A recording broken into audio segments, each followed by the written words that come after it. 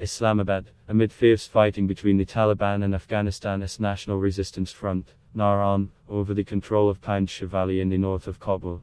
The militant group has said that it will soon form the country's future government and ruled out that the delay to make an announcement was caused by a number of obstacles in the way. Now we live in a completely independent Afghanistan. The new government will be announced very soon, said Anamullah Somainghani, a member of the Taliban's Cultural Commission. Although Somainghani did not give details about the structure and features of the future government, he said it will be an inclusive one and all Afghans will see their representations in it. Political analysts say, the Taliban realized their shortcoming to run some of the technical ministries without the support of technocrats.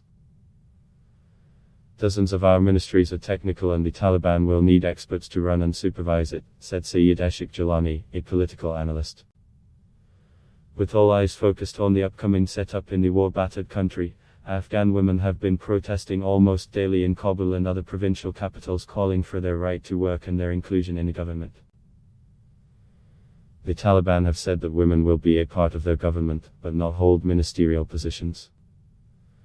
On Saturday, Taliban officials had dispersed a demonstration by dozens of women in Kabul demanding their rights. The group targeted them with tear gas and pepper spray as they tried to walk from a bridge to the presidential palace. The Taliban maintained that they took action as the protest went out of control. Since the Taliban took over control of the country last month, the group had said it will announce the new government after the complete exit of the Western forces. The last American soldier had left Kabul airport on August 30. Last week, members of the group claimed to announce the government on September 3 after Friday prayers and had also confirmed completion of preparation for the event at Kabul's presidential palace. Since the last couple of days, the armed group has been saying it will announce the government after crushing resistance in Panjshir. In Panjshir, the NARAN, loyal to Ahmad Massoud, a local leader and son of slain prominent Afghan leader Ahmad Shah Massoud, claimed on Sunday that it had surrounded thousands of Taliban in Kawak Pass, Panjshir, and the group's fighters abandoned vehicles and equipment in the Dasht area. Fahim Dashti, the NARAN spokesman, wrote on Twitter that Perian district had been completely emptied of the insurgents. Nearly, Taliban fighters were either killed, wounded, or taken captive after the exit route behind them was closed off, Dashti said. The information could not be verified independently. Meanwhile, Taliban spokesman Bilal Karimi posted on Twitter that the group had seized 5 of the province's 7 districts.